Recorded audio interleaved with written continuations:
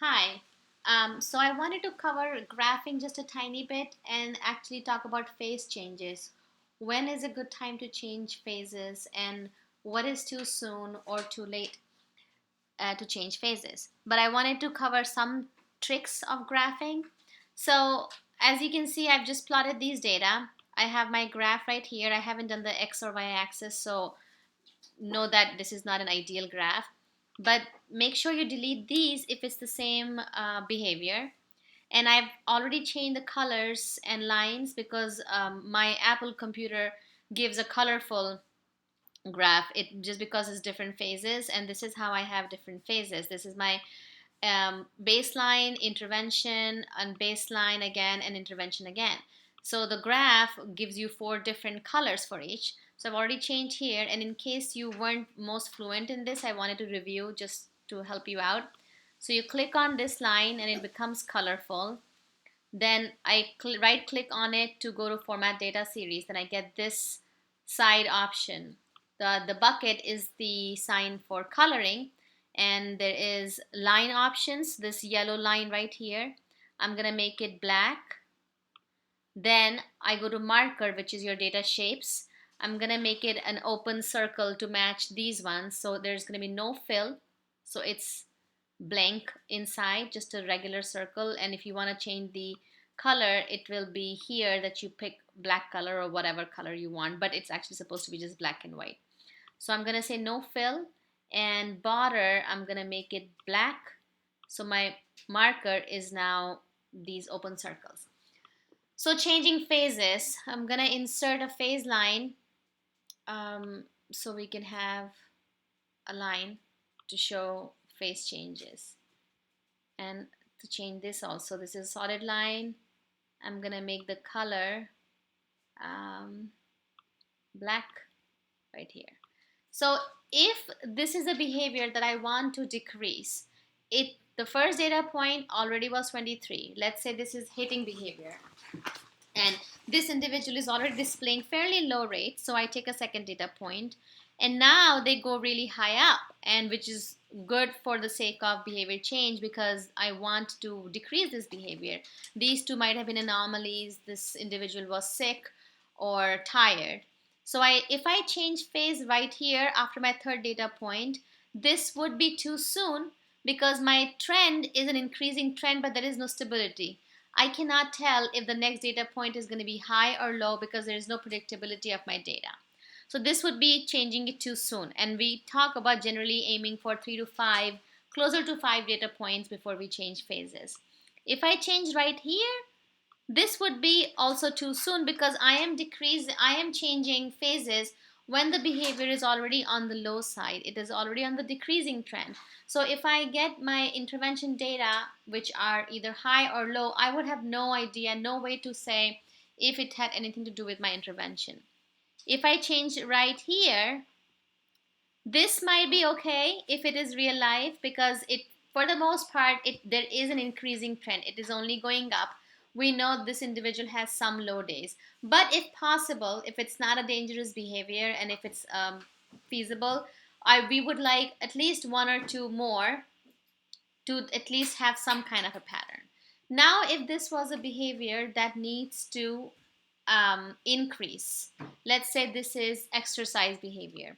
So this is great because we see low rates of exercising. Great. This is also great. Now in baseline, it's already increasing. So something has happened without us putting an intervention that is making the behavior go up. If I change the behavior, if I change the intervention, if I change the phase right now, this would be too soon and problematic because I cannot tell if the next data point, if it's high, if it's because of intervention or because naturally that was the direction where the behavior was headed.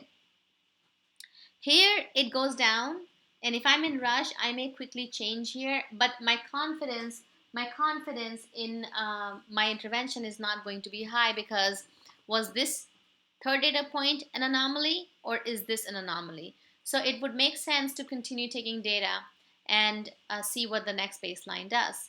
Now here, my fifth data point is an up one, and changing intervention for a behavior that we want to go up And if we change it when it is already increasing is a bad idea. So if I change phase now, this is changing too soon. So in this case also, it would be not a good idea it would be called premature, too soon to change. But again, depends on real life. If there is a situation or a dangerous behavior, then we would operate differently. Similarly, I have some more. Let's say this is intervention phase. So I go in, and in this case where we're talking about the hitting behavior, I introduced my intervention, behavior went down, but my third intervention data point, the behavior goes up, which is opposite direction of where I want the behavior to go. I do not want aggressive behavior to go up during intervention. So if I change phases right now, which is how I have graphed it, this is too soon. This is clinically not wise to change at this point where the intervention has not really produced any consistent trend or stability in the data. This is too soon. Let's say, again, if this was exercising behavior, this would be fine to change, although it doesn't have the most stability at this point. In this case, let's say then this is going back to baseline. In this case, if I change a phase when my hitting behavior is going up, this is fine because we want in a baseline the aggressive behavior to be ideally in a increasing trend, so that we can say that when we put intervention it goes down. So this is fine to then change intervention because it drops immediately. But if this was exercising behavior, changing right now would be a bad idea because it's increasing in baseline. We need to write it out. We need to take some more data points to see what the natural pattern of the baseline is and then change phases. If I had stayed in here, let's say this is aggressive behavior, and here I stay, let's say this is, I add some more, and hang on to take these out. Now this is aggressive behavior, and there is my line. I don't change phases here or here. This would be changing it too late. Why would I stay in a intervention in baseline for so long when it's already an increasing trend? It's a behavior that we do not want to continue to occur at high rates. This is changing it too late. Sometimes we stay in baseline more than we need to because we are just concerned about having long enough baseline. But we need to make sure that we don't stay in it too long or too short. So we have to every day plot our data, ours or our clients, and see what is the trend, what is the stability. Now I'm going to give two more graphing tips. See how the line is not going on the graph, it's not moving, it's not attached to the graph, which is a problem because if you copy paste this into your Word document, your line won't copy over. So here's what you do. You need to have clicked on the graph. If you click here and insert, the line would not be on your graph. The line is on this sheet around. But if you go here in that little square, now click on it first.